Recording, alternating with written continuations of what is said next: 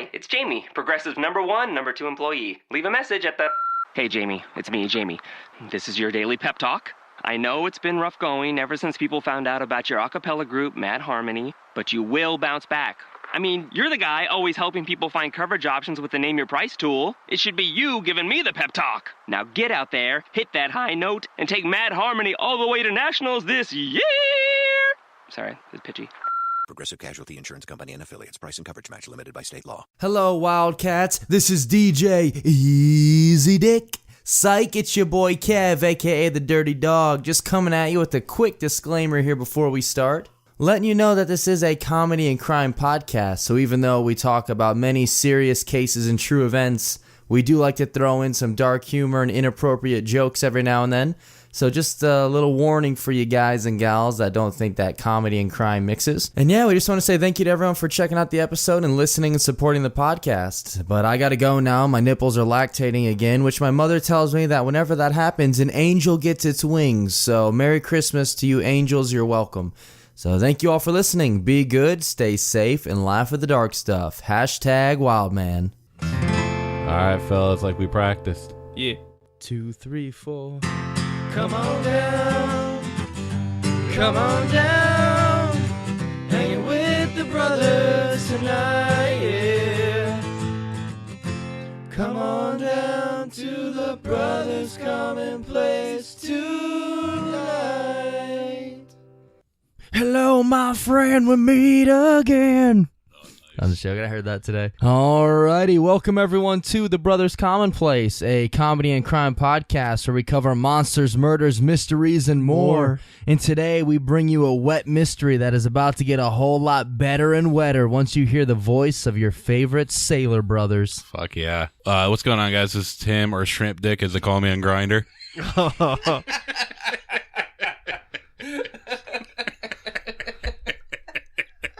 As much as I want to rip on Grindr, that's how this whole podcast got started. It's where we all met. This is true. That's actually where I first met my father as well, which is pretty cool. You got catfished by him?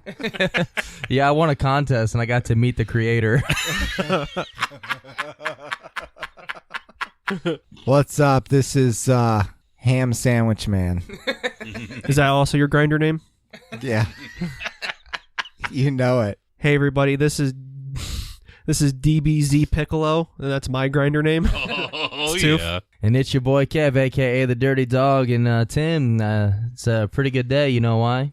Why? I got 2 tickets to Iron Maiden, baby. Oh, fuck yeah, dude. Is that the lyrics of that song? It's that the Teenage Dirtball. Yeah. Oh, okay. Is that the lyrics? Yeah. Yeah. That's the girls' part. Have It's you like guys the end. Have you guys seen what that dude looks like? Like, you seen the video? Yeah, I've seen the video. It's from the movie. What, the Slackers? Is that what? No, it's from Loser. Loser, that's it, yeah. I can honestly probably just picture Corky Romano, and that'd be it. It's like combined Corky Romano with Bono. Oh, okay. Holy shit. That's what it looks like in the video. If there's one musician in the entire world that collectively all of us have gotten more trim than, it's that guy. Man. If you include Andrew, because that brings us to 4.5. Yeah, Andrew's the half. Yeah. Are you trying to reveal our secret of us banging Andrew, then killing him, and then burying him in the woods, and everyone knows what we did last podcast? Oh, shit. Is Corky Romano when it's like, you guys want to buy some Girl Scout cookies? Yeah, dude, so good. That's so fucking good. Wait, what else do you know? I want to hear more lines from the movie. Dude, that's pretty much it. Oh, damn. That's all you need. I remember his Italian brothers beating him up or something. Yeah. Let me get the Rocky Road. All our flavors are there on the sign. Oh, yeah. No, that's the stupid one. Oh, okay. There's Yeah, you one- can't read. I like how they are his brothers. It's okay, we got his 2 brothers. They need to have something about them. One can't read, the other's gay. Yeah. And it's fucking hilarious. Dude, And I don't know which one's worse. That movie should.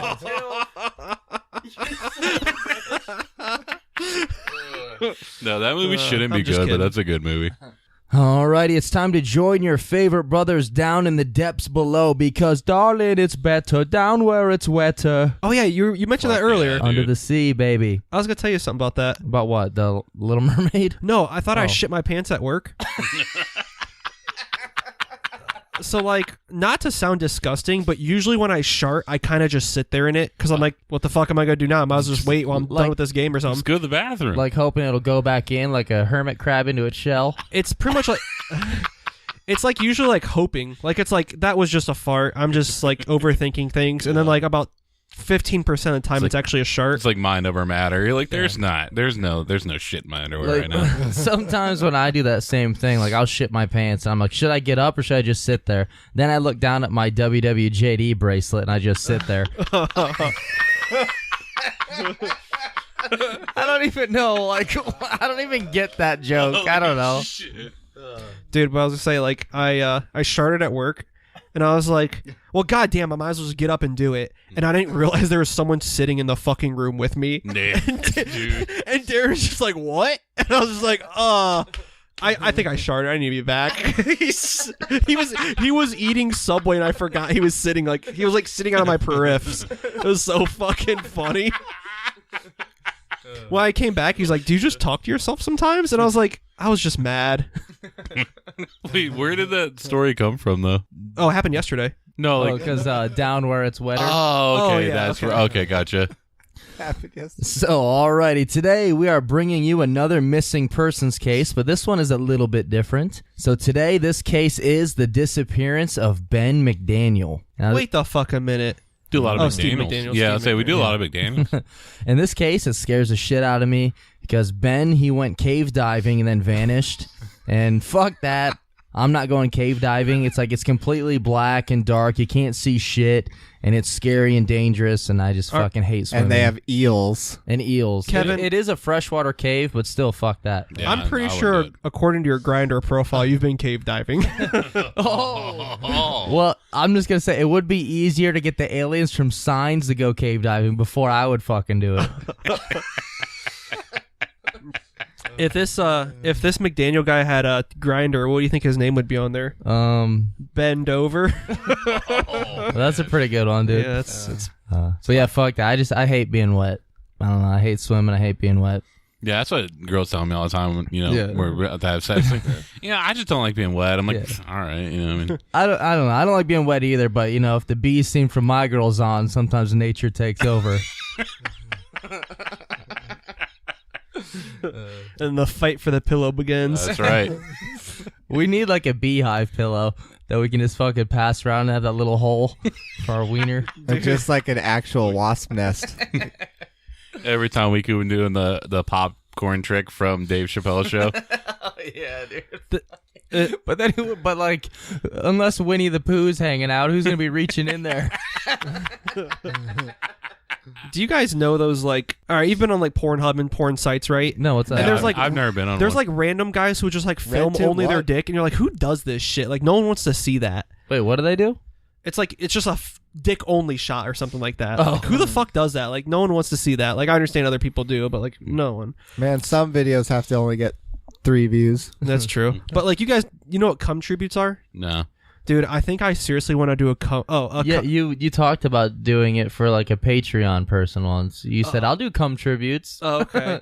It's like if someone like send me a picture of like Beyonce and I'll cum on it and like send a picture to you of me coming In their on. honor? Yeah, pretty much. Like when But, you like- make a donation to like an African child on Oh somebody my else's God. behalf. It's Toof's UNICEF. But like I've seen cum tributes where like they'll come on like a tablet of the picture so they can do multiple ones so you don't have to waste money printing out pictures. Yeah, but that's saving money. Why is that something you need to save money on?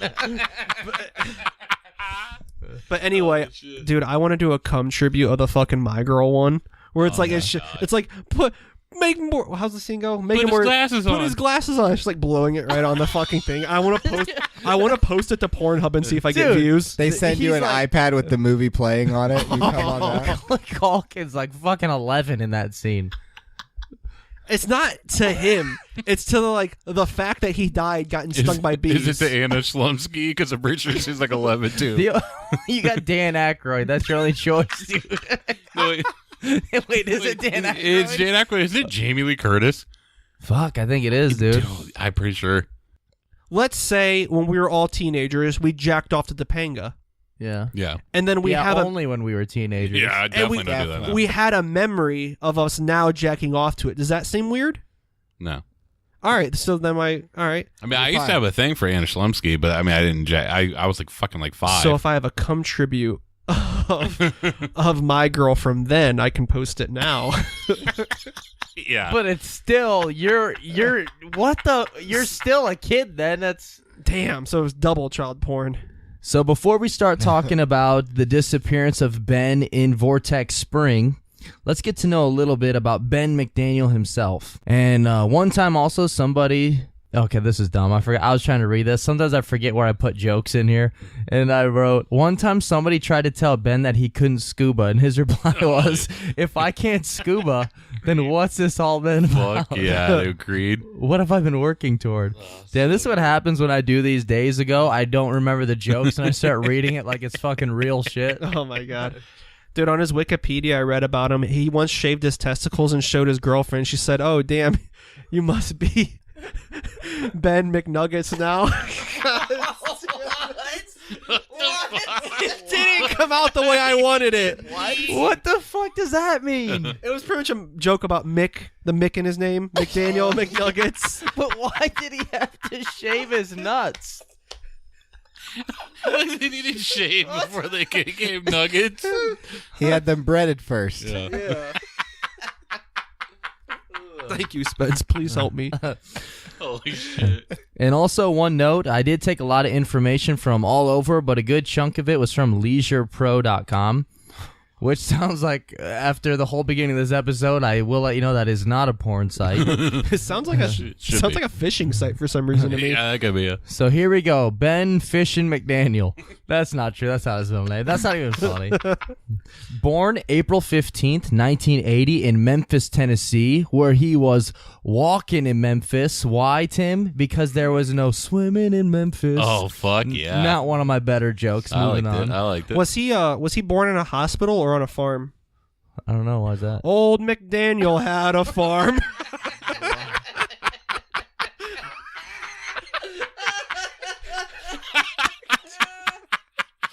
Dude, holy shit. All these jokes have been reaching so much, but they're so good. Yeah. And Ben, as you're going to find out, he had a lot of shitty luck going on, and he was in a wee bit of a rough spot.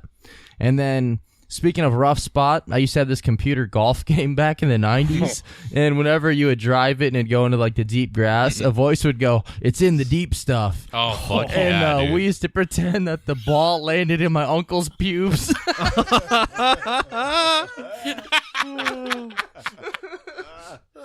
Wait a minute. Which Yeah. uncle? I swear to God, I'm not even Dude, joking. is it the... It was the murderer uncle. Jesus. Because he had the dude. game.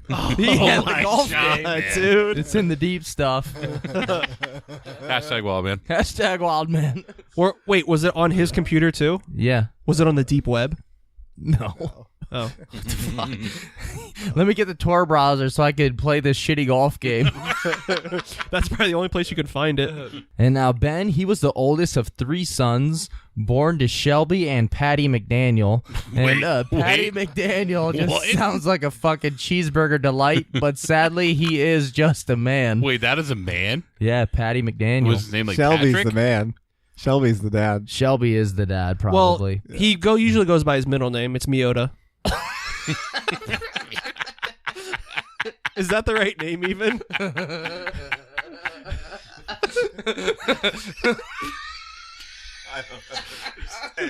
It's the little Asian guy that does wax on, wax off, I think. Okay. Pat Miota?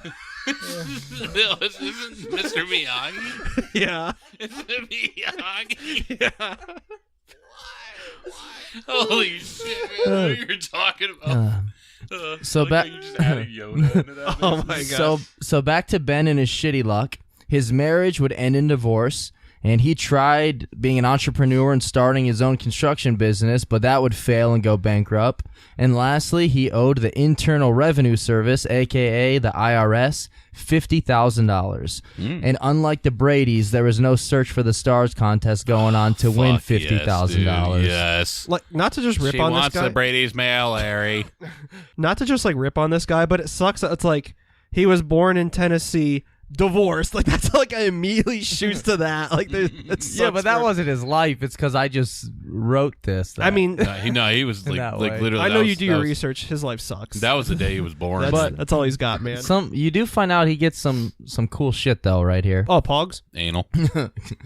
Actually, not yet. I got some more shitty news. Shit. In 2008, 2 years before Ben would go missing, his brother Paul would pass away. And according to the family, they said he passed away from a stroke.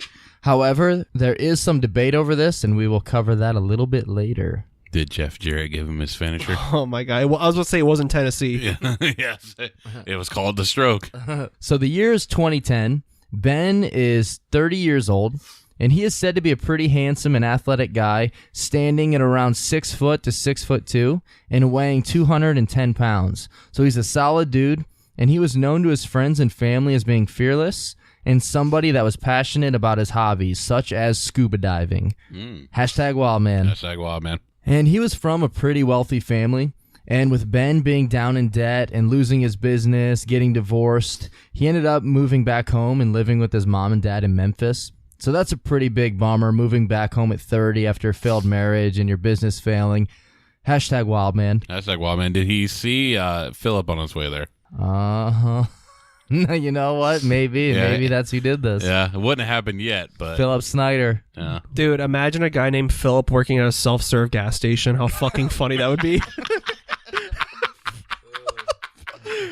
Yeah, I'd like a Philip. Yes, I'm right here. What do you want? Philip? Yep. Philip? Yep. And he sells screwdrivers. So he works at a bar too? In Tennessee, they're one and the same. Oh my God. And now Ben's parents, they offered him a pretty good deal. They told him that if he took a sabbatical, which is a word I use because that is the word in like every website and every page you find about this, they use the word sabbatical, which is a paid leave of absence pretty much. Yeah. Oh. And so Ben, he moved down and lived in their beach vacation home in Santa Rosa Beach, Florida.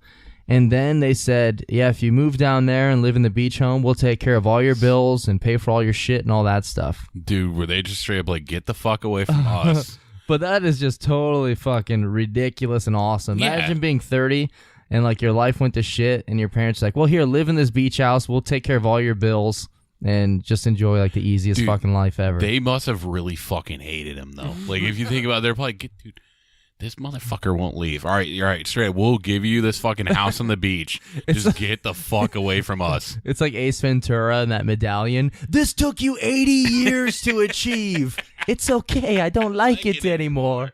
So good. Wait, what's the definition of a sabbatical again? It's like a paid leave of absence pretty much. Since his parents are pretty much trying to get his life back together, trying to make him not feel depressed and sad and shit because his life sucks at the time. Or they just hate him a lot. Or they either hate him. So is that the thing we did to Andrew to get him off the podcast? No, we just killed him. Minus the paid part. And add in the laid part. Oh, shit. Pretty much, yeah. Yeah.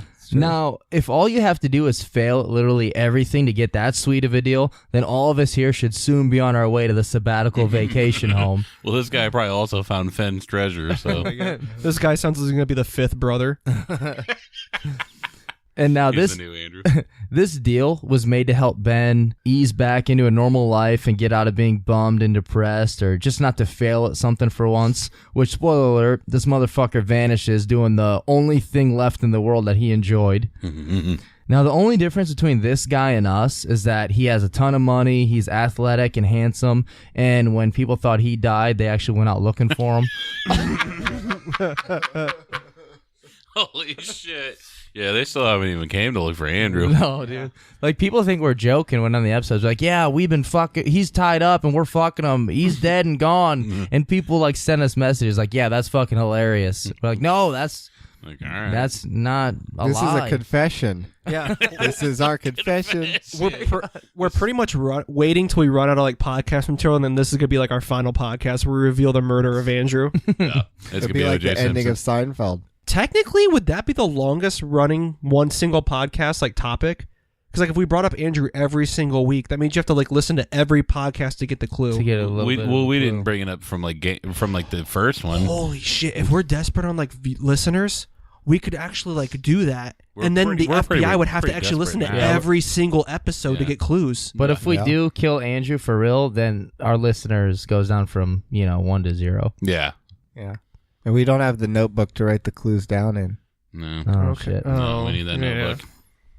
The handy-dandy notebook. I sold my copy of the movie for cash flow. Cash flow. Well, honestly, we would still have the fucking notebook, but you guys don't fucking buy TP, so I had to do something.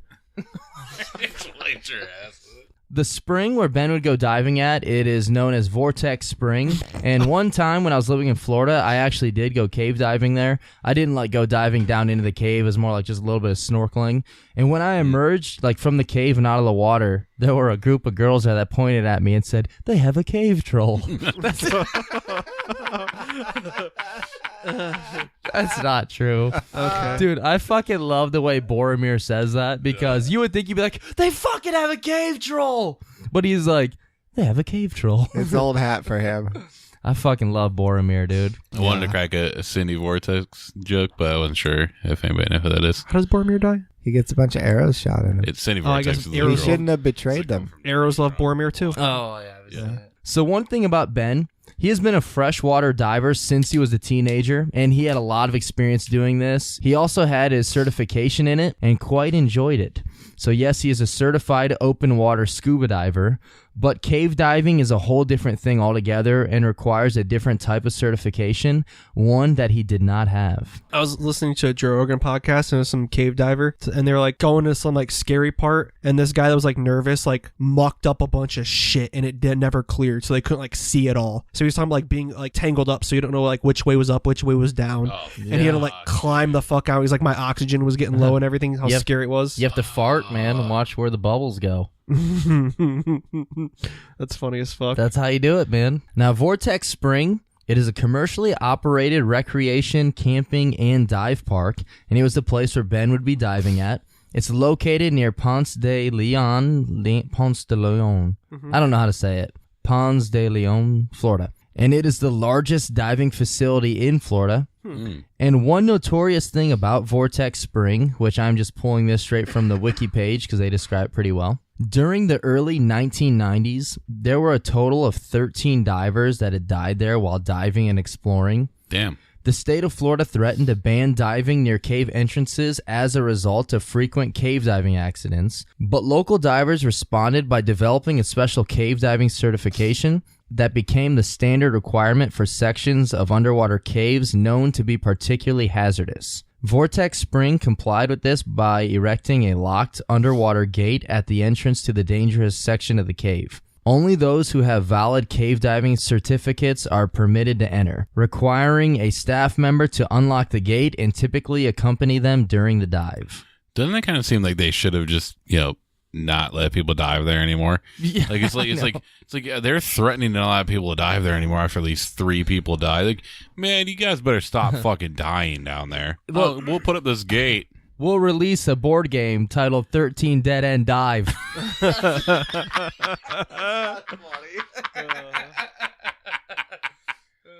Dude. We'll release a propaganda video about how to do it right called 13 Reasons Why. Oh my god.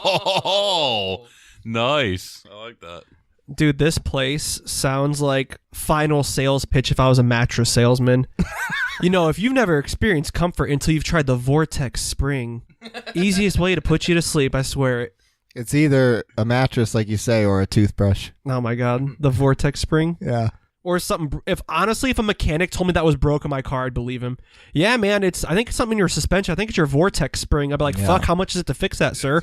About $200, dummy. I'm like, all right, shit. I don't know anything about cars. Use Vortex Spring with HydroFresh. Oh my god, yes. And when we get into talking about the disappearance, it's easier to follow if you look up the Vortex Spring cave map so you can get a better idea on what the cave looks like. The actual cave entrance is 58 feet below the surface, with an opening that is 9 by 12 feet. And the cave is 310 feet in length and even has a section that is closed off that only experienced divers can access. So this is only like the main cave where like anyone can pretty much dive. They say how experienced you have to be, because wasn't he kind of experienced? He was open freshwater experience. We'll talk about that though. Gotcha.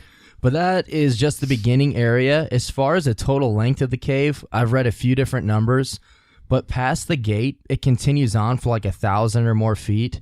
Granted, it's different tunnels and areas, and I found one map that stated the total length was roughly 1,426, so 1,426 feet. Damn. And it sounds a little confusing, but if you look at a picture of the map, it's not as confusing as it sounds. And the passage is blocked by a steel grate. It looks like someone just put in like just a steel grate on their own, like it's a bunch of crossbars, and then they threw a padlock on it, and that's really all they did to block it off. You know, it never actually stopped Jack Black and Kyle Gass. Storm the gate! Now, in order to get through this gate, one would have to grab a key from up front, and only experienced divers are able to do so because this gate would lead further down and down to 115 feet below the surface, which that is crazy far to dive. Why would you want to do it, though? I just don't get it. I've read that most divers like never usually go that far down. It's so dangerous. Like, fuck that. It's scary as shit. Yeah. And I've watched a lot of videos of people taking this dive and going through the gate and the cave. And we will mention the gate like a little bit later as well. And near the entrance of the cave, there is a sign underwater that says, "Stop, prevent your death, go no further." Oh, holy fucking shit. Who would ever go further? Just wait, dude. It also says, "There's nothing in this cave worth dying for. Do not go beyond this point." And then it has the fucking Grim Reaper on it with 3 dead skeletal divers around it. Dude, because 3 people had died, right? Fuck that, dude. I honestly think either this might be a common sign in other places, but I think I've seen this sign before. Yeah. Yep. Oh, it's very popular? I've seen it on Reddit a bunch. Okay, all right. Definitely. But yeah, that's scary as fuck. So like people go diving all the time, like in the actual first part of the cave, which goes down to 50-some feet, I think it is. And then the gate takes you like way further down. This kind of sounds like having anal sex with Jaina Jameson. It's like, yeah, the first 50 feet or so, that's for like beginners. But if you want to become really experienced and you want to tempt your own life, then you go even further in, 1,000 feet.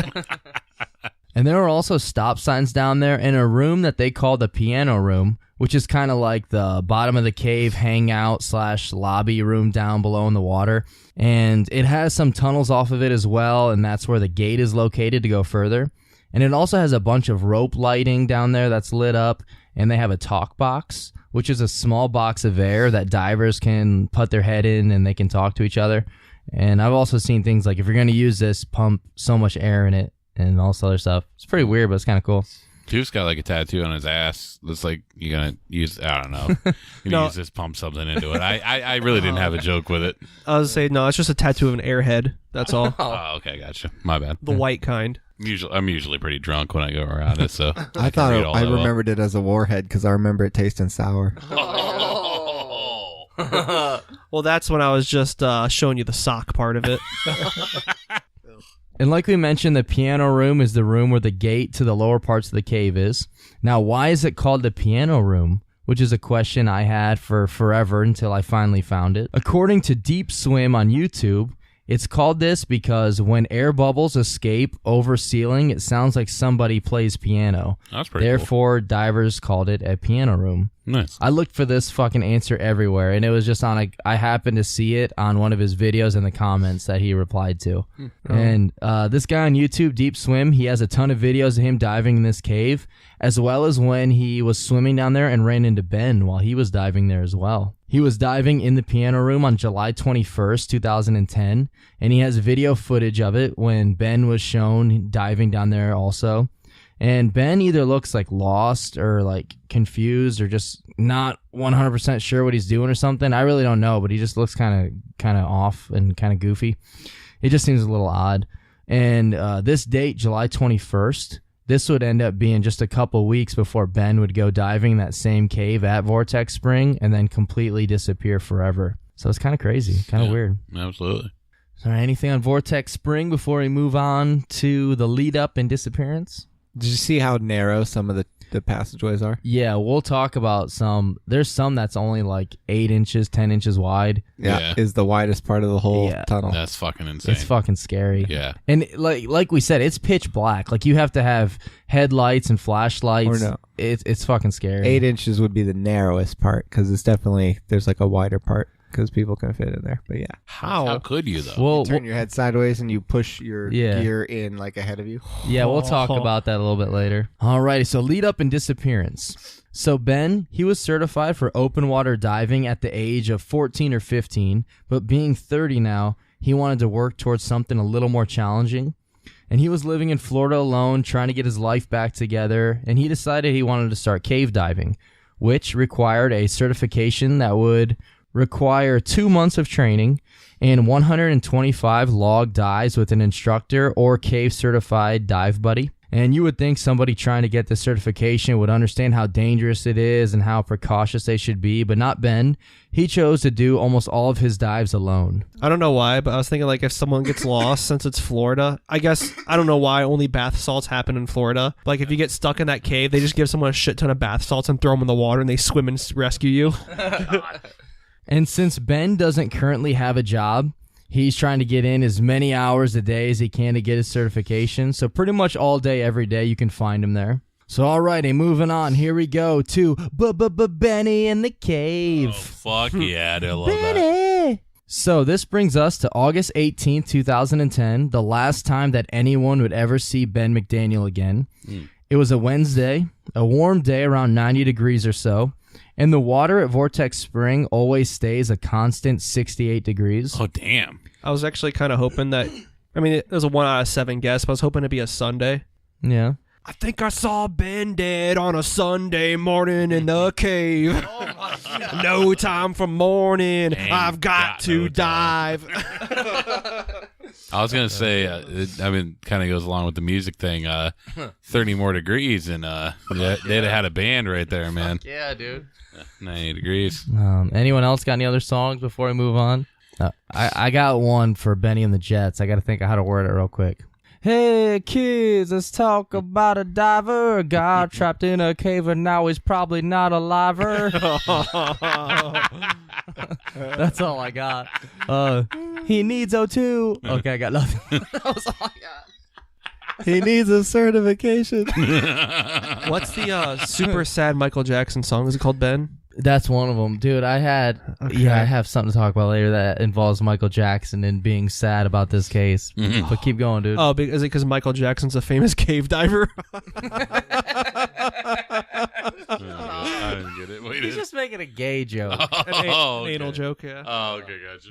So August 18, 2010, and earlier in the day, people remembered seeing Ben. He had gone diving and he was poking around in the cave a bit, and people also mentioned seeing him testing equipment and sitting on the bank. Oh. And the only way I think people could really tell who you were when you were underwater diving would be by your equipment, which our boy Ben, he wore a white helmet and had 2 tanks, one on each side of him under like his armpits on his side. He'd have his tanks. And also, just in case people don't realize, the divers all had to have lights, usually a type of flashlight and helmet lights, since it was the only way to see in there since it was complete darkness. And Ben entered the spring again right before sunset and had arrived there alone without a dive buddy. And diving down on his way to the cave, he was passed by 2 divers that were heading out of the cave. And one of the divers passing him was a man named Eduardo Turan. And he was a commercial diver and employee at Vortex Spring. You also had a band called Turan. Holy shit, man. Ed Turan. Turan so far away. I saw him diving. He was going to the cave.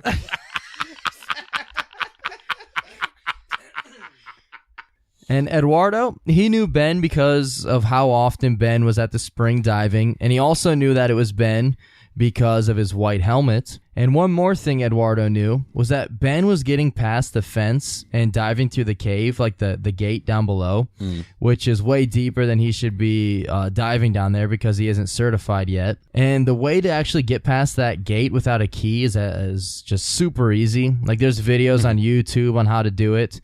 And really all you have to do is just fit through the top part of it. It's like the upper right portion of the grate. You can actually fit through it. And it's still super scary because you're diving and you're pretty far down. And who knows, like if you were to get stuck or if something were to get caught or anything, like F that. Yeah. That's ridiculous. Yeah. But Eduardo, he knew that Ben was going to shimmy through the gate anyway, so he turned around and dove below in the piano room and unlocked the gate for Ben. And later they found that he had changed the locks to his own. Because he Well- was down in there many different times besides just the time he died. Well, I know Eduardo said the day he disappeared, he went down there and unlocked it for him, though. Well, yes, Eduardo unlocked it that day, yeah. But Ben had replaced the chains and locks on there. And plus, like we said, it was super easy to get past. But it's more of a thing of, like, being smarter. Like, why would you even want to get past that when you shouldn't be allowed to? It's just, I don't know, it's way too dangerous. And a lot of people question this move because, yes, Ben wasn't certified to go past that gate or be diving that far down.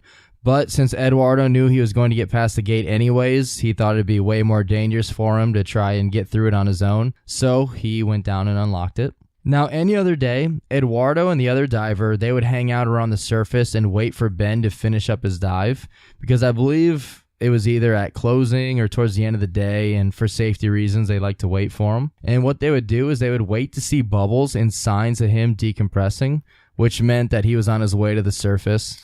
However, on this night, Eduardo and the other diver did not wait on Ben. They decided to leave instead. Which I don't think they were like actually working on the clock or anything. I'm not quite sure. Like I said, I think it was towards closing time, but I think people were allowed to like finish up their dives. I'm not really sure, honestly. But Ben... It was after closing, yeah. The employees were down there for like their own fun time. Yeah. But Ben, he is diving alone. And it just sounds pretty negligent in like a shit ton of ways from pretty much everyone involved. Absolutely. We now come to the next day, Thursday, August 19th, and nobody noticed that Ben was nowhere to be seen, which is fine and understandable even though he's normally there every day multiple times, because Vortex Springs does have roughly 30,000 people a year come through. Ben had logged, 250 dives in 4 months that he'd been staying down there. He did it in such a ridiculous short amount of time. Yeah, but he averaged 2 to 3 dives a day. If you have no job and like nothing else going on, I mean, he did have a girlfriend and stuff, but yeah, Ariel. Yeah, my mom's still like trying to find where the fuck he's at, but yeah, well, she's only checking out at like Dollar Tree and Payless. Well, yeah, I know. I mean, she's wherever Tooth will take her. You know. It's mostly just there. Yeah. It's basically Dollar Tree. Randomly, will take her like Taco Bell and shit. But I mean, I'm not gonna find her there, or find him there. But and another note, nobody seemed to notice that Ben's truck, a GMC pickup, was sitting there all day either. And then Friday morning, August 20th, Eduardo, the last person to see Ben, called the sheriff to let them know that Ben had gone diving on Wednesday night and had disappeared. And then the same day, a call goes out to all the divers in the area surrounding Vortex Spring with the message that a diver had gone missing and there's a good chance that the body will need to be recovered. 3 teams of 16 divers all accepted to call and dive into the spring to search for Ben's body, and the search would continue for 36 days. Jesus. What's kind of gross about that is if he died in the water, like when you die, your bowels let out and stuff. Oh, I guess they're in the suit. Yeah. If he's even dead. I know. I was saying it'd be gross, like you're just swimming in someone else's dead shit water. Yeah, so the search continued for 36 days, and it's not that big of a cave either. Like, there's not a lot of tunnels or anything, and it's pretty much a winding down path that is pretty straightforward. But keep in mind, and this is important to remember, some of the paths to get through are so small that the opening is only like 10 inches wide, so the diver would have to take off their oxygen tanks, slide them through a head one at a time, and then go in behind them. Why? Yeah, fuck that. Yeah, there's no fucking reason. It's like I have a basically at least 75% chance of dying if I do this. Dude. Fuck that. Like, I understand like different opinions. Like, some people like to go scuba diving really far. Like, honestly, if I went scuba diving, it'd be in a fucking like 15-foot pool. Yeah, I'm not fucking going anywhere, dude. Yeah, fuck that. But like I'll watch somebody else do it. Like, you're already going in a cave. Why do you need to go in a smaller cave? Like, what's the point of that? I'd be afraid to just walk into a cave, let alone swim into one. Fuck that. I'm like, if you're gonna risk death anyway, you might as well just do audio asphyxiation. It's way better. Oh yeah, Tooth knows. Yeah, Audio asphyxiation. Yeah, dude. Yeah, he listens to music. Fuck while yeah, he does dude. it. It's where you put your fucking Beats by Dre on your dick. You just take the headphone cord and wrap it around your neck. And also remember, because this will come up later, When divers are going down this far, they take multiple tanks with them, and they set them down in places so in case they need air, they can grab more, and they kind of like make a trail in a way. So the way they kind of like, you said they bring multiple tanks with them, like under their arms? Well, I mean, however they can get them, yeah. So if some guy had like a bunch of tanks, you would almost probably call him a tank master, right? And if you're holding them under your arms, you're kind of hugging them, right? Yeah, it could become the next tank master hugger. Oh my god. So we have 3 teams of expert divers going down there and exploring. And not only do they not find Ben down there, but they don't even find any evidence or indication that he had vanished in the cave. They didn't even win Ben Stein's money down there. No. So every nook and cranny and crevice was thoroughly searched. And once again, if you look at the map, it's not like there are a ton of places to hide at, and there's not a whole lot of extra tunnels. Like, there are, like, little alcoves and stuff, but as far as like, a maze of tunnels, that's not what this cave's like. And the only place of the cave that wasn't checked was a very constricted and dangerous area in the rear of the cave.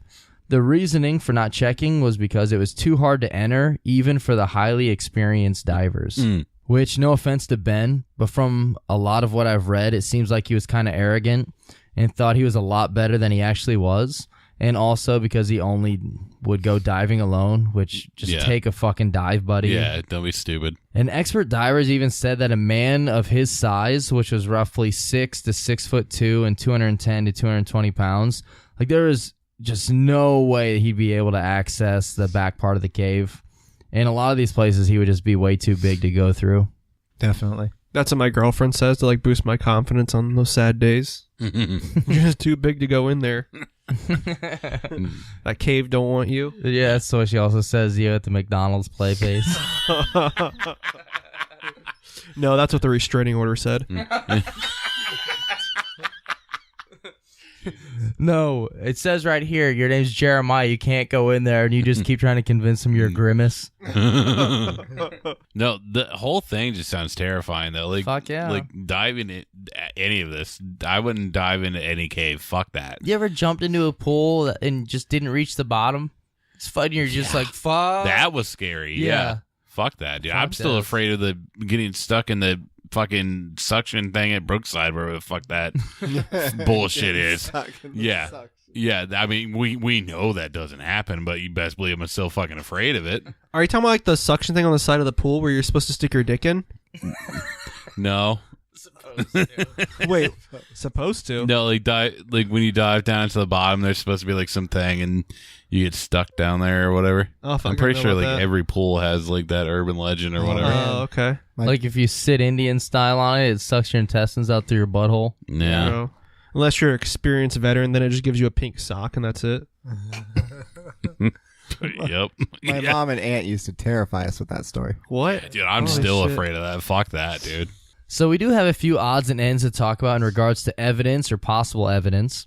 There were 2 full air tanks that were found outside the entrance of the cave. However, we don't know for sure if these tanks were his or not, since he was missing for more than a full day before people noticed. And another reason, the air tanks were filled with regular air, which isn't right for the diving that Ben was doing.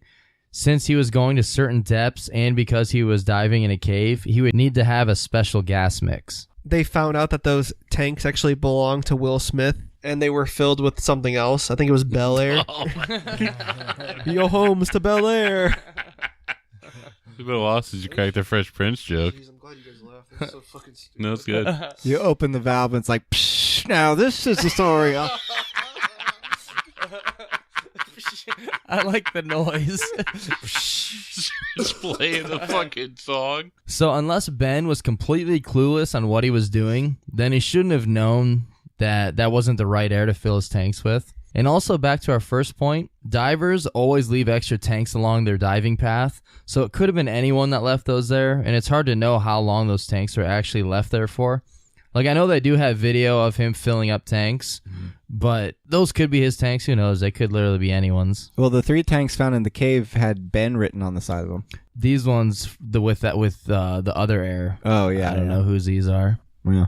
And another clue we mentioned earlier, Ben's truck was parked at the spring in open view where all the staff and everyone else could see for 2 full days. And inside the truck, there was his wallet with roughly $700 cash, his cell phone, and other various personal effects. And the last call made on his cell phone was from the evening before. That was to his mother. Maybe if Ben like getting in the path of Tank so much, maybe he just went to Tiananmen Square for a vacation. Okay.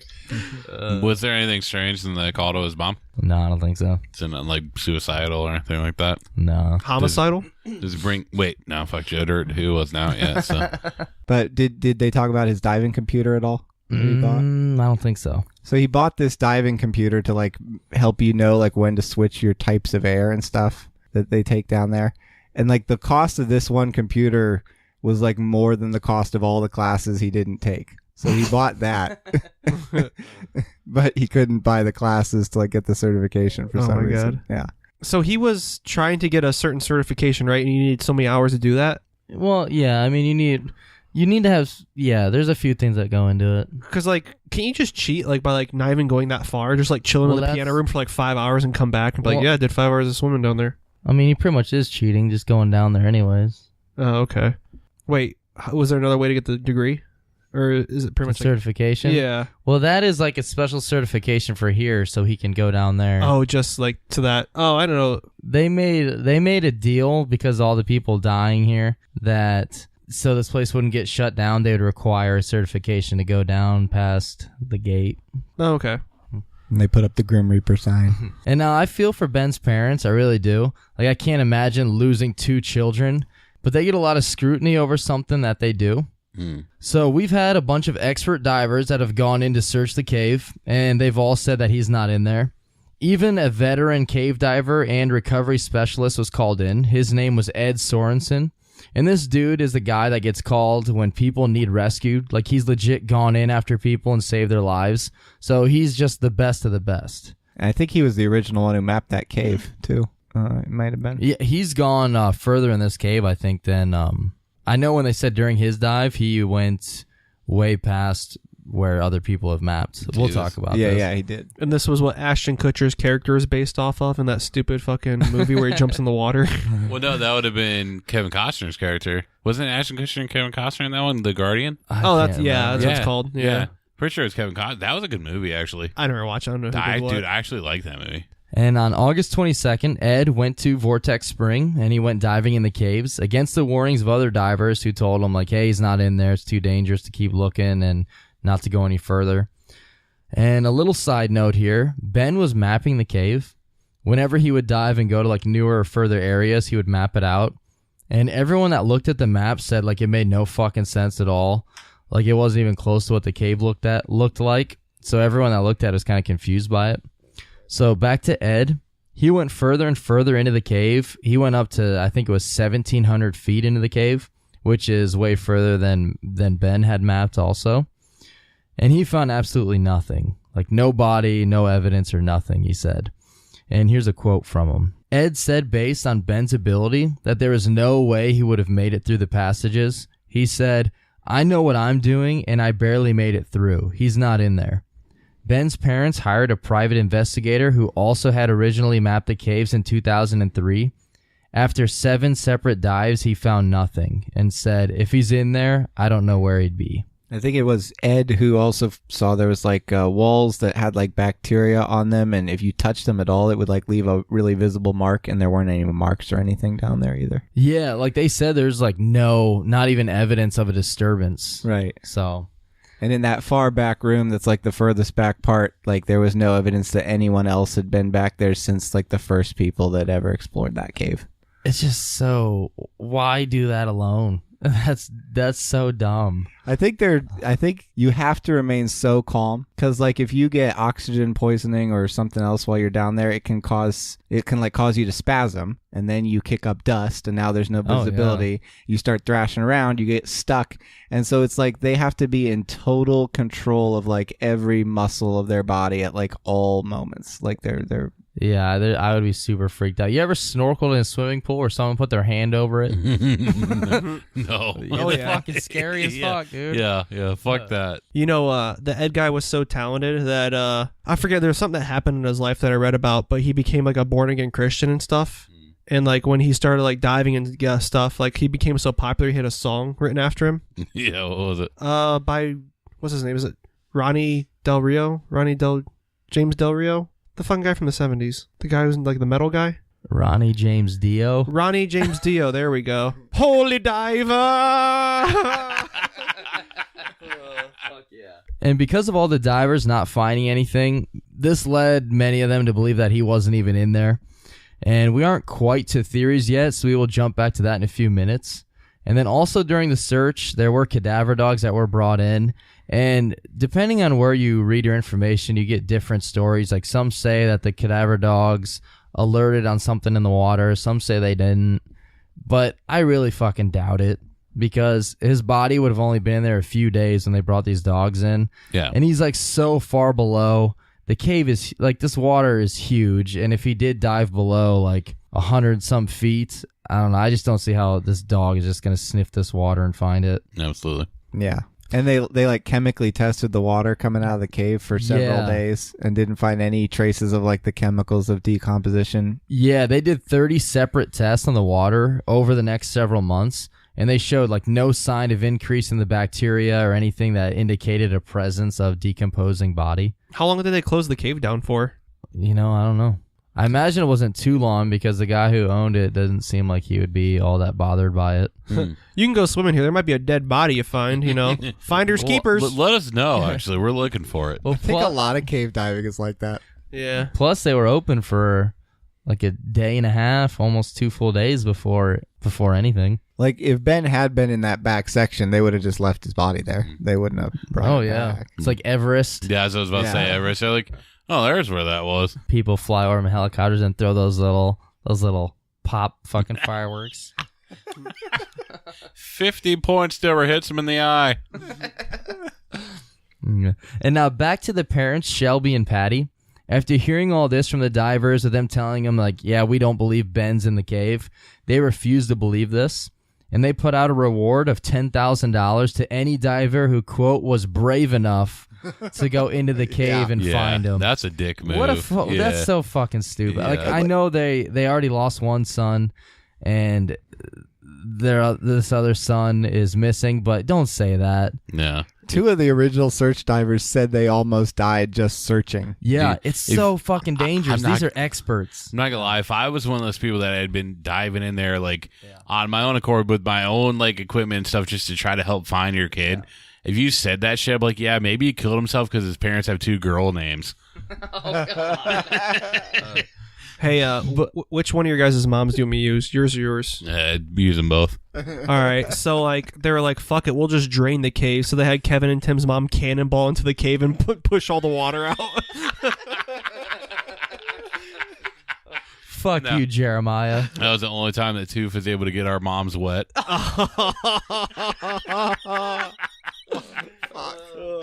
Yeah, right. You forgot that time I took him that Leonard Skinner tribute show. Tribute show. It's not even the fucking band. After they died. Holy shit. The tribute. Oh, man. So after the reward was mentioned, and with them saying anyone brave enough, this pissed a lot of people off. Because all the expert divers, they risked their lives going in there trying to find them, and now they're pretty much being called cowards. And the parents are kind of acting like, well, he's in there. They're not brave enough to continue looking. Yeah, get your fucking old asses down there and do it then. And then secondly, people are seeing this money and being like, okay, I'll go down there and dive and try to find him. Especially people that may be in money trouble, and also because the reward gets raised not once but twice, and ends up being around $30,000. So amateur divers are almost being like encouraged to go down there to try and find Ben's body. And kill yourselves, yeah. Honestly, though, like, if you lost one but now 2 kids, like, you would be mad and everything, right? And, like, I could almost, like, maybe in a way you're, like, just trying to increase it, not by, like, being chauvinistic, but just, like, desperate or something like that. But maybe, you know, they were just, like, angry. Like, the dad was just angry at stuff. And I guess, like, what would be another word for angry? He might have been upset, or maybe he was just a Krabby Patty. Holy shit. Yeah, it led up to that. That was was a good payoff. Dude, what if their son was so desperate for money he disappeared for them to put a reward out so he can dive and find it? It was me all along. Do I get the 30,000 out? I told you I was brave. And in March of 2012, a diver by the name of either Lenny or Larry Higginbottom. Oh. I've seen it mentioned as both. It's Sean. You're goddamn right it was me, Sean. Sean Higginbottom. It's close. Well, Higginbottom, he would end up dying while diving in the cave at Vortex Spring. Nice. But there's no actual proof that he died looking for Ben's body. But it is strongly believed that the reason he was diving there was to search for Ben so that he could get the reward money. And then the family, due to the backlash and controversy, they finally decided to rescind the reward to further prevent any other amateur people from going down there and risking their lives. Yeah, they said Higginbottom lost his smile. He lost his smile, dude. Yeah. So we're going to talk about the one theory about what happened to Ben? Yeah, when we get to theories. Okay. We might even talk about the 2 theory. Oh. Ooh, fuck yeah. And then after this, Ben's parents, they shifted their belief. They no longer believe that his body is in the cave. They now believe that he was murdered. Ooh. But before we jump into theories, I do have one thing to mention in regards to Ben's brother. So his brother Paul, that died from a seizure at the age of 22, Paul and Ben, they did a lot together, such as like rock climbing, and Paul really looked up to Ben. And it was in 2008 that Ben found Paul at home unconscious from a stroke, and he tried to clear his air passage and save him, but sadly there was nothing he could do. And even though his parents tell everyone that he died from a stroke, according to a documentary on the case, the actual autopsy showed that he died from a drug overdose and had a history of alcoholism. Oh, shit. Now, I don't know for sure because I didn't watch this documentary, and I don't fully know necessarily if that has anything to do with this, but a lot of people like to bring that up in regards to some theories, like possibly how his parents were actually like out of touch with him and toxic, and even though they supported him financially and all that, they maybe like pushed him away. We'll talk about that in a theory. They were little fucking assholes. And also, his parents started a foundation in Paul's name, and they put Ben in charge of like the fundraising. He was pretty much the face of it all. Like, even though Paul died from a drug overdose and not an actual stroke. So anyways, one more thing I thought I'd mention because I wasn't sure where else to put it. There was a letter that was found that Ben wrote, and this is what it said. If I could tell the world just one thing, it would be that we're all okay. And not to worry, because worry is wasteful and useless in times like these. I won't be made useless. I won't be idle with despair. I will gather myself around my faith, for light does the darkness most fear. My hands are small, I know, but they're not yours, they are my own. This whole thing is a fucking right? Jewel song. Yeah, I was saying, this is a song. I was like trying to figure out what song it was. That was funny to me at like noon today, I guess. I didn't know which song it was. I was trying to figure it out. But no, I was listening to that song at work. I was like, holy shit, I still dude. don't know which song. What It's just that, these hands are small, I know, but Okay, that's they're it. not yours. Yeah, That they song. are mine. Okay. Yeah. So alrighty, anything before we move on to theories? We haven't mentioned that Vortex Spring is a spring. Not that we should have to mention that part, but That is water true. is coming up from out of the earth, Yes. and that is why it is a constant 68 degrees. Yes. And it is emanating from the back of the cave and is flowing out the front of the cave. So as you're going deeper into the cave, there is constant water pressure against you. Yes. I had the number written down, but I didn't mention it about how much is produced a day. I can pull that up if you want. Millions of gallons a day. Yeah, so Vortex Oh, Spring this is Toof's job, produces 28 million gallons of water daily. Damn. It's time to break the cycle of waste and mess.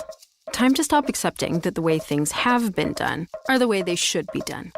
Control-Alt-Delete everything you thought you knew about how to period. We're flipping the script, we're throwing out the book, we're challenging the period status quo. The Diva Cup is eco-friendly, reusable, and offers up to 12 hours leak-free protection. So what are you waiting for? Join the inner revolution with the Diva Cup. The Diva Cup is used for menstrual flow only. Always read and follow the user guide. Both those brothers enjoyed pizza. Paul enjoyed Little Caesars, and Ben enjoyed swimming with Domino's. What the fuck does that even mean? Oh my god. Oh my god. It's funny. It's not even funny, but it's funny. That was my best joke. Holy shit, That was your man. best joke. Oh, yeah. It's not even funny, dude, by a lot. Alrighty, on to theories. The first theory is that he is dead and somewhere in the cave.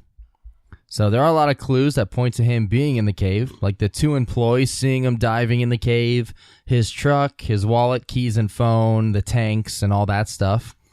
And also there were some people that reported Ben as saying he wanted to push the limits in the cave and go where people were too scared to go, and that's why he was mapping it out. But yeah, so any of you have any comments or anything, or any of you think that he died and he's somewhere in the cave? It makes sense except for all the other stuff. I don't think he's in the cave. I think that a lot of the stuff that, like the evidence that he is in there, it could have been him planning it to make them think he's in there. Like there's never been any evidence to like, oh dude, he's definitely down there, or somebody is definitely down there. The tanks, him saying, oh, I want to I want to go further, I want to push myself, whatever. I feel like if he was trying to make it seem like he was in there, like instead of actually being in there, that would make more sense. I actually kind of like that because like he could like plant evidence of like tanks down the trail, just swam out and left. And he's like, they're literally going to be searching for me forever, thinking I made it farther than anybody. Yeah, like he wants them to think he was in there, but there's not. Well, that's going to be a different theory. You guys are talking about that he faked it and left. Yeah, that's a different fake theory. it till you make it. That's what I think. This theory is his body being dead. No, I don't think he's in there. I'll add on to that one then. My theory is you compact that down a little bit. He was done swimming and he was swimming back to the surface, but he heard like someone must have had a car nearby and they were playing Hoobastank. And he didn't really want to pop out of the water just yet, so he didn't really hear that. Right. So he just kept swimming down, but they must have just had the CD on repeat. So he just kept swimming down away from it. I mean, that's what we all would have wasn't done. Far enough. Yeah, no. He still hasn't gotten far enough. Alrighty, so that is the first theory. Second one is that he's dead, but he was murdered or not in the cave, which means that he possibly could have died while diving, but owner of the Vortex Spring, which his name was Lowell Kelly somehow found out that Ben died and then had his body removed so that nobody would find out about it. And in a weird way, I guess it kind of makes sense. Like the spring is scrutinized for being dangerous, and it's very notorious for the deaths in the early 90s. And on top of that, Lowell Kelly seems like he has a pretty questionable character. So Kelly, he has a few things to say in regards to Ben's disappearance. Like he told investigators that the night Ben went missing, a man that was wild-eyed and about 35 years old showed up at the dive shop after sundown looking inebriated, and he asked if it was too late to go diving, and Kelly thought that was kind of strange. But this is the only person who's ever mentioned that, though. I feel like this is more possible than the fact that he's like actually further in the cave that anybody else could get. Yeah, like he maybe drowned and they found his body. They just got him out of there. Yeah. Oh, fuck, they were about to shut us down, get him out. Yeah. Like that sounds more possible than him getting further than, experienced divers could get. No, I agree. In regards to Kelly, he's known for being very loud and vulgar. And he once drove a man, which I've read in some cases it was an employee, and he drove him out to the gator pond and then beat the shit out of him with a baseball bat because he accused the man of stealing $30,000 from him. And the man, scared shitless, he managed to escape through the woods and get away. And Kelly would later be charged with aggravated battery and sentenced to 7 years probation. And the man, he was still incredibly scared and frightened, so he moved his family out of town and swore that he would never return again. And Kelly, he also liked to speak to reporters. On multiple occasions, he would tell them his theories on what happened to Ben. Like when he speculated that Ben had planned his own disappearance and was living in the Cayman Islands. And of course, he had no real evidence to support this whenever they asked how he knew it. But Kelly, he would end up passing away on January 20th, 2012.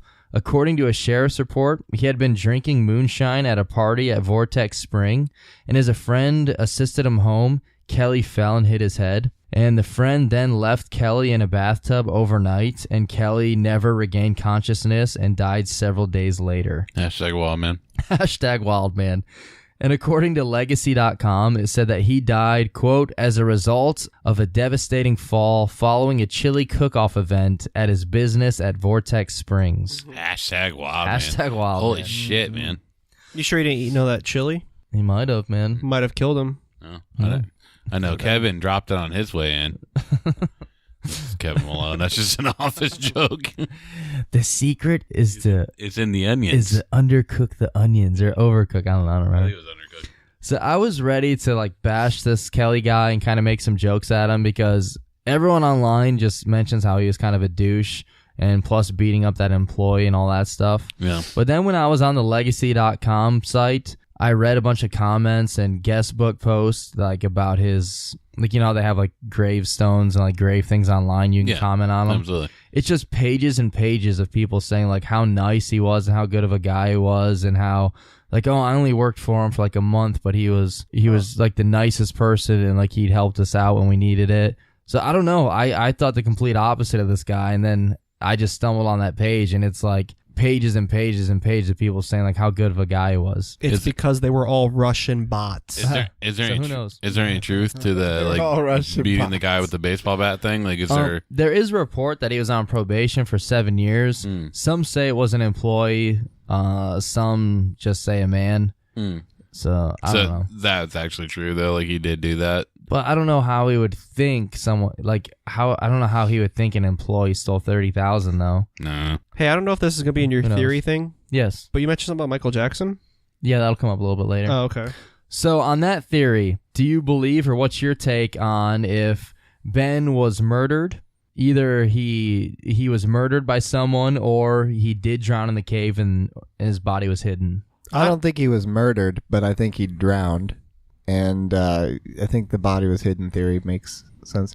Either that or that he faked his own death, I guess. This is pretty much the main two theories. Yeah, that's our next theory we'll Yeah, get to. I agree. Yeah. I agree with Spence. I don't think he was murdered, but I think like if he did drown and maybe somebody who was an owner or whatever didn't want that place to get shut down, we're like, dude, get that body out of here. Yeah. Took it out, and I mean, I don't really know. This is me talking my ass, but I would think if you found a dead body, it would be like no big deal. Like you knew the risk coming in here. But they that place also- was about to be shut down. They also would get negative publicity from it because 13 people have already died. The guy that just died, like Ben dying in there, an employee opened the gate for him that he shouldn't be allowed to go to. Even though he was getting there on his own, it's still an employee came out and said he unlocked the gate for him. Oh. And then a guy trying to find him died. Oh. So it's just like they're all over this place already for shit. Oh, I would say I wonder if like fuck it, let them know there's a dead body in there. I still get 30,000 people a year, so Yeah. But I mean, no one wants to be like, yeah, we had someone die here. Yeah, like you know, didn't it's want like- any more bad publicity, Yeah. pretty much.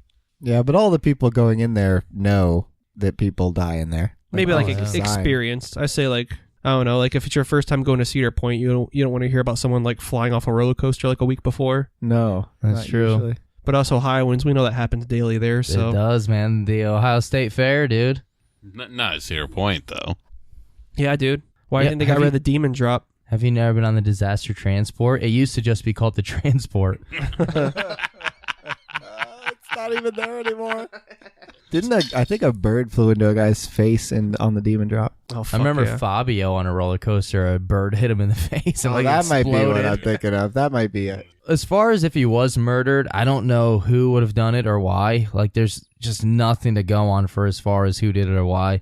I do like the theory on him drowning there and then the body being taken out of. And then the last theory we have is that he is alive still and living a new life somewhere else. Now, the McDaniels, they absolutely reject and dislike this theory, pointing to the fact that, well, he has a dog and a girlfriend that he left behind, so that doesn't make sense. And as well as doubting that he would have knowingly subjected them to that level of grief after seeing how his brother's death had affected them. And also, I don't know why he would want to leave behind the easiest life imaginable. Yeah. Like, he lives in a beach house that his parents completely pay for. He has no bills or worries. It's like easy as shit. And if he started off like a new life, he would have to go to absolutely nothing, like no money or anything, because his parents are paying for everything. And plus, he left his wallet with $700, his phone, his keys, just everything. Yeah. And also, I just don't think this guy would be able to do it. Like, he was raised wealthy and seems like he was super spoiled and makes a lot of dumb decisions and choices. I just don't think he'd be capable of doing it. I agree. Yeah, I don't think this theory at all. I feel like that's like an easy one to go to, but there's no way. I honestly think to me, the one that makes the most sense is that he drowned and that they took his body out, so nobody would know about it. To me, that makes the most sense. Well, you haven't heard all the theories yet, though. Oh yeah, you guys have your own theories? I'm sorry. What you got? In my research, I found that there's another reason it's called the piano room. So originally in the 1850s, when the people were originally diving there, like everyone in the 1850s had fucking pianos because it was like a sign of wealth or something like that. You know, the ivory keys, whatever that bullshit is. Anyway, so someone snuck a piano down there and played it in the air pocket because it was like two pianos playing. And back in the 1880s or something like that, when Liberace swam down there with his piano to show off his wealth, if you play a piano in tune with the bubbles, it'll open up a secret cave. I think it goes to Batman's lair or some shit like that, or however the fuck cave system works and shit like that. So I think that he tried that and got into another part of the cave that they haven't found, and then it like collapsed on itself. Actually, fuck, that might have been it too, maybe. Yeah. Maybe there was like another little tiny hole and something just collapsed and he's just stuck behind it. Well, honestly, the only way I could see him still being in the cave is if something like that did happen, if like maybe he was swimming through a little tunnel or something and it collapsed behind him. But I don't know. I don't know if these tunnels can do that. That's not bad. That would fucking suck. Like, that'd be like the worst thing ever. Do you think they could? I mean, everything I've seen, it was like stone. I remember hearing something about side passageways that were like extremely like nobody would go there, and if you went through there would be no coming back for sure. Yeah. So if it could be suicide in that sense. Another way, I mean, I don't know if you could somehow, if you were really committed and you before you died you buried yourself in the muck at the bottom. Yeah, I could. That like those are the only ways I could see him being in the cave is if like he got buried or that would leave too much of a sign, or something. I think, yeah. They wear like a buoyancy vest that makes them float, and the gate was left open, and the water pressure pushes things out. So perhaps he died in there and actually did get pushed out, and the waterway connects all the way to rivers that go all the way to the Gulf of Mexico eventually. So his body could have just washed out and down too. Yeah, that's true. One thing I tried to find the answer to that I couldn't, and it kind of pissed me off because it was like it's just something small, but I figured someone would have known, is the guy opens the gate, like unlocks the gate, and then the next morning, whoever's down there, like I want to know like if the gate was still open or if the lock was closed, but no one knows, like no one's mentioned it anywhere. Yeah, that's a good idea. I didn't even think about that. Wait, the morning when they found out he was missing? No, just like the next day, because you would think that, well, I don't know. I don't even know who would mention that. But or maybe the same guy worked the next day.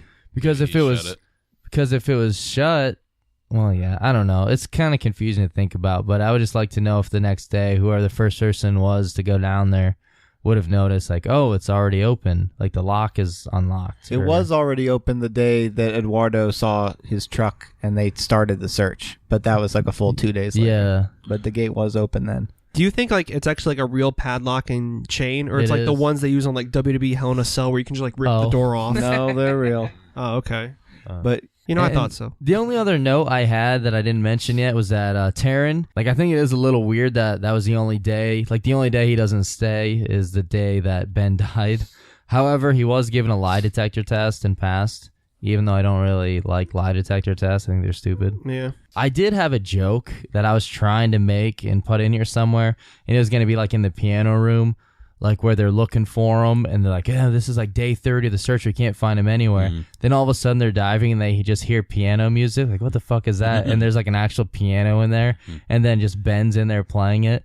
And I had like 30 different songs that I was trying to make as jokes. Like, well, he could be doing this, and they just hear him singing, playing it. And then I thought about doing like Michael Jackson's You Are Not Alone.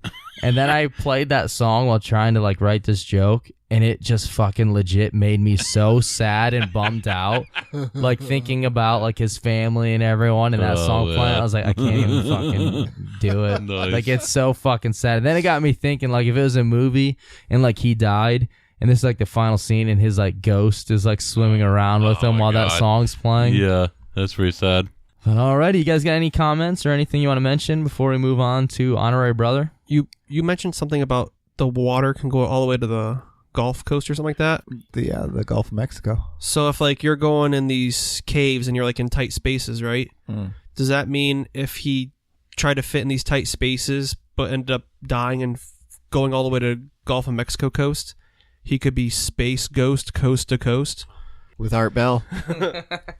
It's really sad what happened, and he had a tragic backstory. I feel like his backstory sounds to me like there's a lot we're not hearing. I get the impression that it came from his own history of bad decision making that we saw then with this whole diving thing in the last part of his life. Yeah. Is my guess. And so even though it was done with the best of intentions, I feel like sending him, giving him like a blank check to do whatever he wanted for months and months was more enabling than it was actually good for him. Yeah. Alrighty, so now we have our honorary brother of the week. And if you want to be an honorary brother, all you have to do is leave us a 5-star review on iTunes, and we pull those in order, and we'll give you a shout-out. And this is like our 90... Yeah, we have like 94 reviews now. Damn. That's fucking insane for us. Moving on up. And only 4 of those were 1-star. Yeah, no, I don't know what the fuck was wrong with Tooth that day, but And the other 90 were your dad's other alternate email accounts. It's funny because we have like we have 95-star and then 4 1-star. oh fuck yeah, dude. So already, honorary brother of the week, Damn It Mario. That's their name. Love it. And the topic or subject line is first time listener, first time writer. I first listened to the episode on the Las Cruces bowling alley massacre, That's a good one. which prompted me to send a text to one of my friends who grew up and lives down there and ask him about it. Evidently, everyone down there seems to think that it was a Mexican mafia job, and then he posted like that, I don't know, looking dude where he's got his 2 hands in the air like, I don't know. Yeah. It seems more like a junkie job than an organized act. Anyways, your dumb, dark jokes make me feel better about my dumb, dark jokes. Because, hey, if you can't laugh with the darkness in the world, then what's the point? Thank you all. So, fuck yeah, that was a good one, man. Hell Hell yeah, yeah. damn it, Mario. Hey, wait a second, guy. Dumb? Dumb. These are well thought out jokes, man. Dude, what's fucked up is like, I would say probably like 70% of my super shitty jokes are all written down. Yeah. I write down all my jokes. And some, like depending on the mood of what's going on or how you guys react to certain stuff, I'll skip super shitty ones. Dude, I like how really our whole podcast, we could change the name of making fun of somebody's name. Oh, I know, dude. 'Cause that's really what it is. I know. It's like, oh, this person has this name. Let's fucking crack jokes on it for, like, how long did we crack jokes on Mucklow? That was like that whole fucking that's a good episode. one. Has it ended? Yeah, exactly. We would have no jokes if it wasn't for people's names, man, honestly. Unlike the Mayan calendar, the Mucklow jokes are still going. And the Mucklow jokes will actually say when the end of the world will happen. Fuck yeah. All she has to do is just fucking spread that cooter. I know. I've been trying to get her to for a while, man. Yeah, just get him a fucking McChicken, dude. But she told me I had to get her a McRib. I'm working on it. All right, now for our Patreon shout out. Oh, Jeremiah, was that you that ripped that sticker? I think it was a 2. Now for our Patreon, we do have 2 subscriptions. We have a $1 and a $5, and both of those get you everything. The only difference is that the $5 will get you a shout out on here. And now we didn't have any new $5 shout outs this month or this week. However, we do have a few $1 people that signed up, and then we also had a couple that upgraded to $10, like I mentioned in the last episode. Nice. So because of that, next episode, I think we're just going to name off everyone that is a Patreon member, like whether you're a $1 or a $5. We're just going to just name off everyone that signed up for our Patreon, and that'll be kind of like a little holiday thing. And we're going to kiss you. We'll kiss you. So I think we have like 25 people or something. We're going to fucking shout them all out. Can we sing Nice. 25 would work for the holiday. That's yeah. right. Could we sing their name in a song, like a Christmas carol? We should. Yeah, that'll be fun. It's always better than when I say, oh, thank you, and I say their name, and you can fucking hear the crickets next door. It's like dead silence. I'm like, oh, well, you know, can we cheer or something, guys? Well, because we know we can't really crack jokes. All our jokes are because of names. That's true. Yeah. All right. Anything before Spence does our closing shit? I think so. All right, everyone. Thank you for listening to another episode of the Brothers Commonplace. If you're brave enough, you could try supporting us on our Patreon for $1 or $5. You get extra bonus content. And if that's a little too much, you can still check us out on social media. We got Facebook, we got Twitter, we got Instagram, we got Snapchat, things like that, I think. We also got an email, which is like almost old school now. Like they need another mail. First there was Z-mail. Z-mail, send it off to Zoom. And then there was email. You call the tune. So we need something to replace email now. But ours is just Brotherscommon.place at gmail.com. Our website is Brotherscommon.place. Leave us a 5-star iTunes review if you can, or if you use some other app, leave us a 5-star review on there. Send us a note, and we'll make you an honorary brother. And that's about all we got. Hell yeah, and special thank you to everyone that has already left us an iTunes review and everyone that is already joined our Patreon. That really helps us out. It means a lot to us. And just anyone that's reached out to us and like sent us messages and emails and comments or anything, it's just super fucking awesome. And special shout out to Heather Curley. Thank you very much. She's been sending us funny shit a lot, and she wrote a blog and mentioned us in it. I loved it, man. Yeah, it was fucking awesome. You know, it hit me in the feels. It really did. Tim, will you go ahead and say it? Holy shit, man. There we go. Hell yeah. So, yeah, thank you very much. Let's see. Chloe in Canada, I sent you that DVD the other day. Hopefully that makes it to you. Was it Robin Sparkles? No, it was not. Fuck, man. we got to send her another It one. was the fucking Demon Wind DVD. No, she already has Oh, well, Robin that's Sparkles. getting stopped at the border. They're not letting that shit into Canada. That's true. That's like a fucking drug there. Dude. Well, but they should, though, because they let Justin Bieber come over here. It's an equal trade. Except Oh, no, dude. We got Tristan, though, man. We That's true. got Tristan Thompson, so. Australian Daniel, a.k.a. The Wildman. Oh, man. Daniel. I hope you're doing well, brother. Haven't heard from you. Hope everything's all right. And also, I don't know how you did it, but I'm 100% sure that you made this happen. We got the Outback Jesus, Matthew Dellavedova, back on the Cleveland Cavaliers. It was Daniel. That's what he's been doing. Our Australian brother is back, and we have you to thank. So thank you very much. Daniel's been killing all those animals over there. Fuck yeah, he has, dude. That's it from me. Hashtag cave diving. Hashtag cave diving. All right, you fucking jabronis. So we got Andrew over here. He's you can't hear him right now. He's tied up. He's incapacitated. But Toof is over here, and Toof is wondering what wrestling moves, because I know there's some fucking nerds out there. So what wrestling moves is Toof gonna do to Andrew? You guys send us a couple ideas. I know you guys know some wrestling moves. I know you guys are some fucking nerds.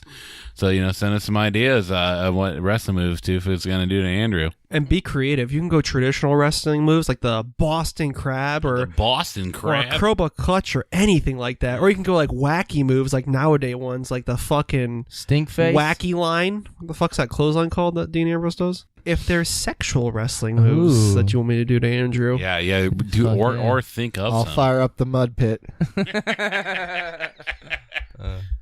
In fact, me and Andrew have performed a sexual move on each other. So we were big into like wrestling and Mankind and stuff. And I would kiss Andrew on the lips and then blow into his mouth, and he'd push his pink sock out, and then he'd put it in my mouth. And one of us, I think Andrew would like do his Jim Ross impression while his pink sock is in my mouth. He's like, "It's Mr. Socko." Yeah. I still didn't tap. Yeah. Ugh. And then Andrew would beat you up with his tits, and he called it the torture rack.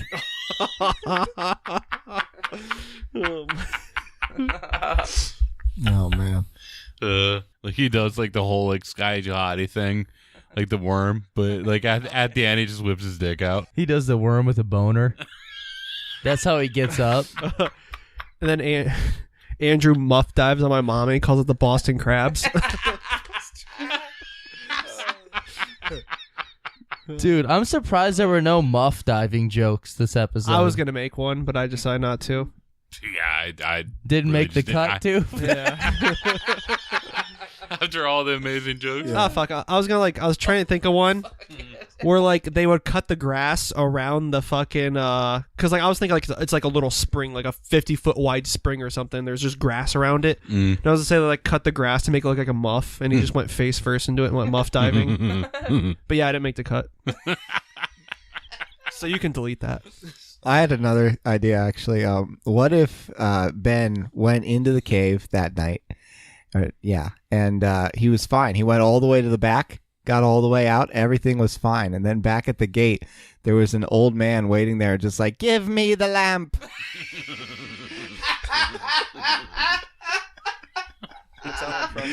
Aladdin. And it didn't.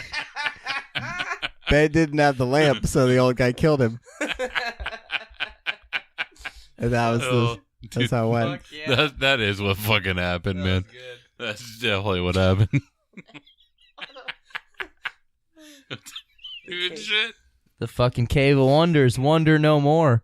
Spence has it answered. Alrighty, anything else, guys? Toof, you got anything else, man?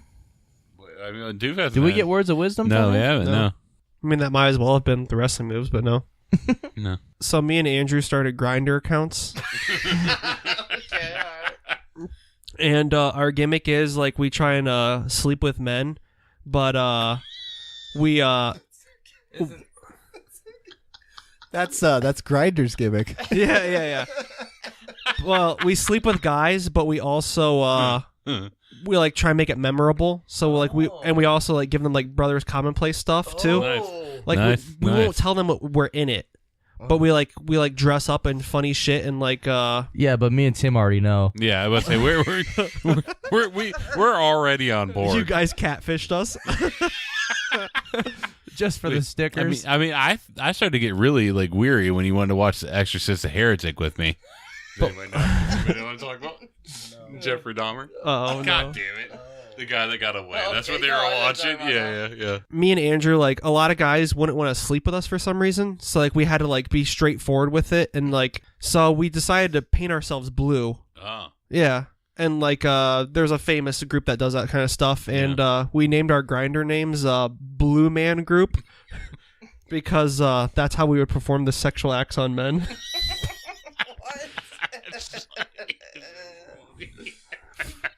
That's pretty much it. It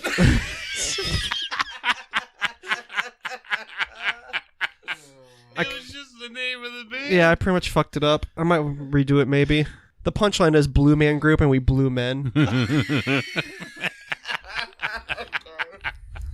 No, dude, I like it that way. Yeah, just leave it in there. Yeah, like I like it that you explain it at the end. It's pretty good. Yeah, I like it. That's it. Fuck yeah, man. Anything else, guys? I don't think so. Alrighty, thank you. Oh, You know what? One more word of wisdom. This is right. probably deletable. Fuck, the first one is pretty much a deletable. Toof, when he does words of wisdom, he pulls out his phone like he's Kevin Durant about to lay down a verse. I'm just gonna say out how I typed it in because it's deletable, so I might as well get it over with. Okay. Me and Andrew go to a hippie fest and we do like gimp stuff and we tie up hippie girls until they starve and die. It's called tie-dyed.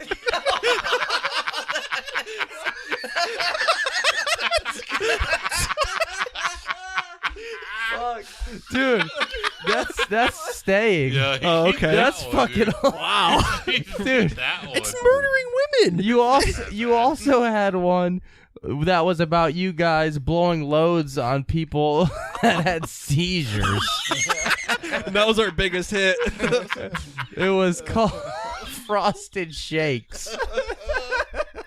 Dude, did I tell you someone emailed me and he's like, hey, I just want to know, I heard like that. He's like, I suffer from having seizures. He's like, and I thought that was one of the funniest things I've ever heard. As soon as I started reading it, I was like, oh my fucking, I started sweating. I was like, I gotta say, like, what apology am I gonna do? Yeah. So I have to send like a video apology to him. He was like waiting for the apology. He's like, fuck, dude. Mom, pull them tits out, I guess. Send a picture of this guy. hey, Dad, can I borrow $5 so I can pay that one guy who reads anything for $5 to do an apology? Wait, is that a real thing? Yeah. Who? I don't know. He's like it's this, online or something? Yeah, he's Oh, just okay. like this dude from like, I don't want to be super racist, but I think Africa. He's a white guy. Does it that have to does be an this. apology? No, the one I'm talking about is a black dude. Does it have to be an apology though? He's a guy that's really, really bad at basketball that does this. Oh, so that'd be funny if like we could have him like shill the. Dude, I'll give you $5 if you have him shill the Brothers Commonplace. Okay. So, alrighty. Thank you, everyone, for listening. Be good. Stay safe. And laugh at the dark stuff. Hashtag Wildman. Hashtag Wildman. Hashtag happy holidays. Hashtag thank you, Mark, and hashtag T-Bro Nutsack. Ooh, yeah. Hashtag be brave enough to dive.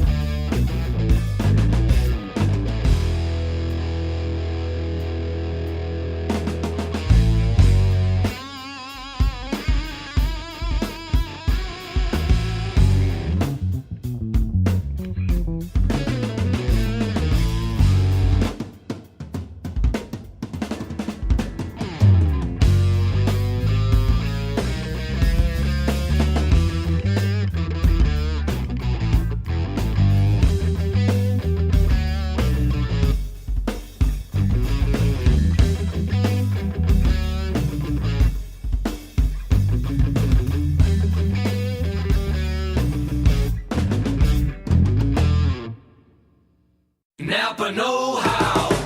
It's Love Your Car Month at Napa. And to show your car the love, get a Napa bucket for $2.99 and save 20% on almost everything you can fit inside, like car wash, car wax, and tire shine. So save some cash and look good doing it by getting 20% off with the Napa bucket. Quality parts, helpful people. That's Napa know-how. Napa know-how. At participating Napa Auto Parts stores, exclusions apply. Minimum 3 items may not be combined with other offers. Offer ends 4/30/19. This is firefighter Rafael Porriette for Firehouse Subs. Introducing new Firehouse Pairs. Pair your favorite small sub with a signature side, like the awesome 5-cheese mac and cheese. And remember, a portion of every purchase at Firehouse Subs goes towards helping first responders. Firehouse Subs. Enjoy more subs, save more lives. Participating locations only. Firehouse Subs will donate a minimum of $1 million in 2019 to the Firehouse Subs Public Safety Foundation by donating 0.11% of every purchase.